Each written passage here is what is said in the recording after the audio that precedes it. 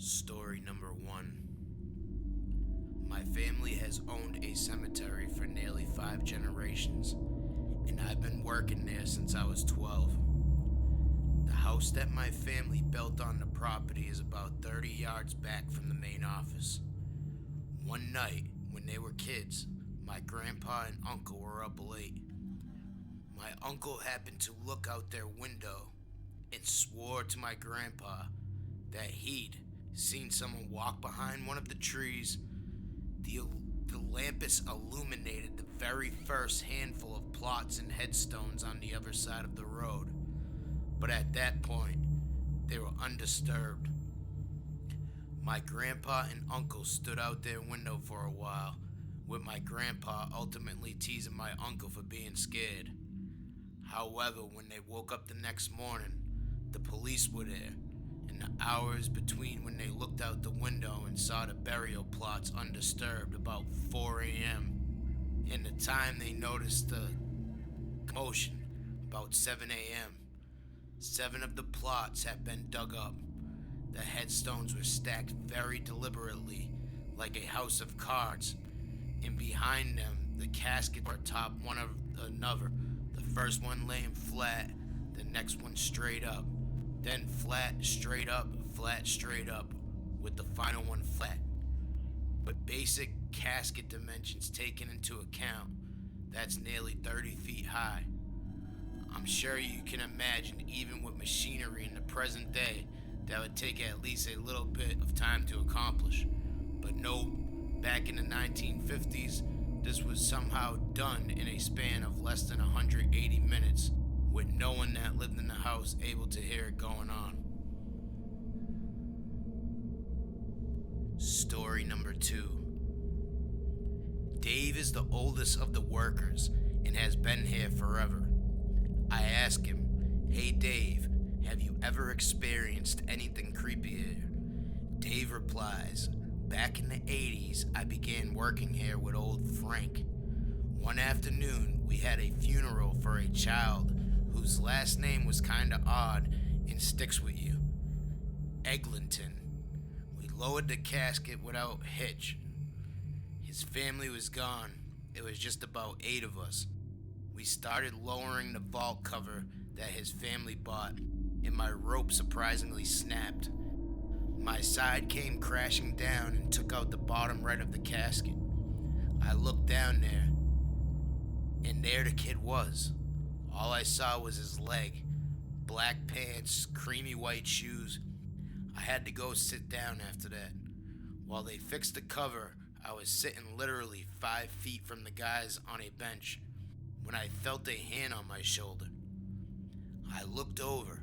It was a young man. He had a watering can and was in an all-blue suit. I figured he was going to water flowers at another grave or something. He calmly chuckles. "You're definitely not the first person to do that. Don't worry about it. We all end up buried." I laughed with him and watched him walk over to another grave under a maple tree and started watering the flowers at the stone. I walked over to check on the guys and just making sure because I believe it was. Ask, "Hey Frank, is that guy actually there?" Frank responds, "That's not funny. Of course he's there." I laugh, but the next time we look over, he's gone. I never seen old Frank so startled in his life. He tells me the grave is a single and hasn't been dug yet. There's not supposed to be a tombstone. Old Frank pulls me to the side and tells me to keep it between us. I walk around 10 paces to the gravesite and my jaw drops. There's not a thing there. No tombstone, no nothing. A few years go by and Dave passes away. His burial was in an older section that rarely has burials anymore. We were lowering him and an innocent part-time kid couldn't bear the weight of the vault cover and dropped it. We finished it and I walked down to talk to the kid, telling him not to worry. It happens to everyone. I brought a pail of water to fill up next to the bench so I can water the sad, lonely flower pot someone brought for Dave. I put my hand on the kid's shoulder and joked while filling it up. I started walking up the hill, and I noticed a grave with a name I couldn't forget, Eglinton. I had tunnel vision right to Dave's grave and up to the maple tree it was under. I'm in shock, and I look all over my body while I'm wearing a navy blue suit. Immediately, I ran to the records cabinet to check to see when this gravesite was bought by Dave. I went through pages and pages of years of binders filled with the records of purchases and who's there. Dave and his family never purchased the grave. No one had ever purchased that grave. Story number 3. I was originally hired because the cemetery had a period of time where they experienced some people sneaking in to perform rituals. 21 years old, doing this as a side job with nothing to protect myself. I was given a barcode scanner and was told to drive through the entire cemetery every hour or so to patrol and to scan each of the pre-posted barcodes to prove I was actually doing it. Now, this cemetery was massive, pretty much broken into 3 parts.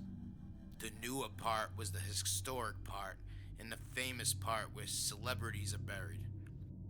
I did this routine once and never did it again, so far as to break the barcode scanner so I didn't have to do it. While I was driving, it was a pitch black. Coming around a long curved road, my headlights picked up what I could have sworn were a pair of legs walking across the path, but only up to the knees. Shoes, pants, knees, and absolutely nothing. I stopped in the road and just watched this pair of legs cross 10 feet in front of me. I put the car in reverse, but felt like the longest K-turn of my life and knobbed it straight back to the parking lot. Story number 4. The city wanted to develop on my family's cemetery about 100 years ago. My family agreed to sell them the land we had if the city would then also pay for a portion of the land next to it, on which my family could continue the business. When that happened, my family had to inform all other families with buried loved ones that the remains of their dearly departed were going to be moved into new plots. Work began on that, and as bulldozers and other large shoveling equipment wasn't yet common, it all had to be done by hand. The ground was dug up, the caskets were retrieved and moved along with their headstones down to the new freshly dug plots. Back then, caskets were generally made of wood with a decorative cloth laid over it. These wooden caskets more often than not weighed roughly equal to or less than the body they contained. In many cases, the weight of the body inside was from the casket itself. Well, when they got to the final northmost third of the land, the city had bought the caskets became lighter. The sounds of the corpse within slight sliding, a jerky step making a limb fall to one side, hitting the inside of the box, etc., began to become fewer and further between, eventually with the last 20 or so caskets. They felt like there was nothing inside at all. With the permission of the families, the cemetery employees opened these caskets they thought were empty and found just to be that case. The insides of the caskets were bare and looked as if they hadn't ever been anything inside them. Story number 5. One afternoon, my coworker and I were walking the paved roads in there with a trash bag looking for litter. We came upon a particular area of the cemetery and took the next lane around the corner that goes along the side. As we rounded it, there was an older gentleman, maybe in his late 60s, early 70s, standing with his back against the side of a grave.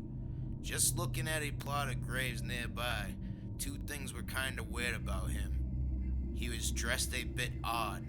His clothes were a little out of date, courtesy jacket in 80-degree weather and one of those newsboy type caps, long pants, button-up shirt. But when you think about it, a lot of elderly people kind of dress in out-of-date clothing anyway, so I shrugged that off. The second thing, he had a coffee mug he was drinking out of, not a thermos or a styrofoam cup with a lid, an actual ceramic coffee mug that he was sipping out of right in the middle of the cemetery. We waved to each other and kept walking. We were only a few feet away. Then the other girl said that was a little weird, and we both looked over our shoulders back at him. But when he was gone, we stopped and kind of took a few steps back to see if he'd walk around something, but we couldn't see him anymore. A couple days later, we both showed up for work and found one of the regular workers to let him know we were there. We talked to him a few minutes. I brought up seeing the old man by the grave in the east section. The groundskeeper smiled and asked, "Did he have a coffee mug?" We said, "Yeah." He said, "Yeah, that's our ghost. He's not really there." We pressed for more explanation, and he said he's always seen that in that spot, looking at a family plot, and always has a coffee mug. He said there is a grave for the wife, 2 daughters, and the husband. The husband grave says that he passed in early 70s, and the wife and 2 daughters' graves say they passed a couple decades before, and 3 of them have the exact same date their lives ended. They think he was the dad and that he maybe used to visit his wife and daughter's graves a lot. He told us people only see him for a few seconds, then he's gone. Story number 6. The cremation chamber naturally has an exhaust. I was sleeping one night when my wife shook me awake. I got up and went to the window and saw that from the exhaust there was thick smoke plummeting out of it, as if someone was being cremated. Seeing as we're the ones who operate the cremation and neither of us were there, this absolutely should not have been happening. I had my wife call the police while I went over to check on things. A fire off over 1,000 degrees was likely burning inside one way or another. It had to be turned off as quickly as possible, or at the very least, controlled. All the lights were off and the doors as were every night. I went inside, and on the inside of the retort was bright with flames, but there was nothing inside of it. We meticulously cleaned the cremation chamber after each use, and while the flames alone would likely produce some kind of smoke, the smoke that we saw coming from the exhaust was the kind of thick gray and black smoke that could only be produced by something actually physically burning. I shut it off and went around to check the windows and the posts and doors, which were all intact and locked. There is a ladder that leads to a ceiling exit, but that too was locked from the inside. The police showed up and took a report, but there was really nothing to be done. It was attributed to someone having left the retort on before leaving, even though my wife and I both knew the other hadn't done that. That's one that I'll forever ponder. Story number 7. I've had a number of odd experiences with our crematorium. One such instance was in 2012, following a service for a very large man, roughly 375 pounds. I got the retort cremation chamber preheated while my wife set up a movie to watch. While the man was cremated, I used the elevating platform and then slid him in, closing the door to retort afterwards, and went to sit down. About 5 minutes after I'd shut the door to retort, we heard a thump. Neither of us paid it much mind, but a few moments later, there was another and then another. I stood up worried that the man may have had a pacemaker still inside him. However, unlikely as he had had his organs removed, the thumping and sudden got more hurried. We looked through the front window of the retort and couldn't believe what we were seeing. The man inside was failing about both his arms, and legs were bouncing around like he was in extreme pain. Now, it isn't odd to see parts move while someone is being cremated. As the limbs are broken down, they will often contract as muscles and tendons snap. But this was most decidedly not that. The man's fingers were balled up in fists and were banging against the windows, and his legs seemed to be kicking downward as to get out.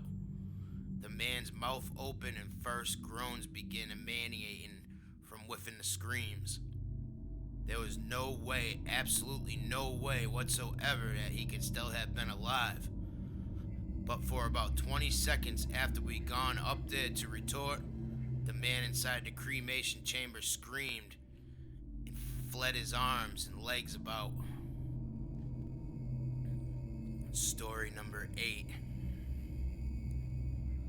I worked the 4 p.m. through 12 a.m. shift. The cemetery generally closed at 6 p.m., so around 5:30 I would lock the main gate, then would start driving through the cemetery to notify any visitors that we'd be closing soon. So one day, I'm in the middle of my final drive-through and see an old lady slowly walking the sidewalk alongside the graves. The graves were hundreds of feet long, about 20 feet tall, and had no breaks in it. It was one long stretch. The road ran directly alongside the sidewalk of the graves. So I pull up behind the lady to tell her we're closing. I get out of my car, take my eyes off of her for a split second as I'm getting out of the car, and when I shut the door and look up, she's gone. Completely vanished. I didn't think anything paranormal at first. I just thought maybe I lost sight of her. But the sidewalk and the road were completely empty. I ran all the way around to check the back of the graves, but no one was there. Across from the graves was a whole field of graves, and I eagle-eyed every row. Not a soul in sight. I finished up my roundup and sat in my car the rest of the night. In a well-lit area, I saw a fully visible person. I know it. No tricks of light, no hallucination, plain as day. Story number 9. Normally, my then girlfriend, now my wife, would drop by the cemetery around 8 p.m. and bring me dinner, since I couldn't really leave. I never told her about my weird experiences because I didn't want to freak her out. As I'm walking her back to her car to leave, I see her reach back and touch her ponytail, then look around with a look on her face. I asked her what's wrong, and she says nothing. I must have got my ponytail caught in a tree branch, and I felt something. So I pointed out to her that the closest tree was 20 feet away, and that's impossible. Then she gets really pale and says it felt like someone ran their hand through her hair, front to back, and then pulled on the ponytail. We were both pretty freaked out, and she left. She never came and brought me dinner again.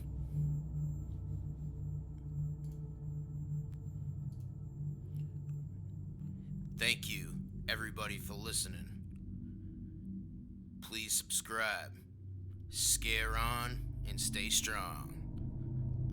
This is another Scary Stories brought to you by In the Walls.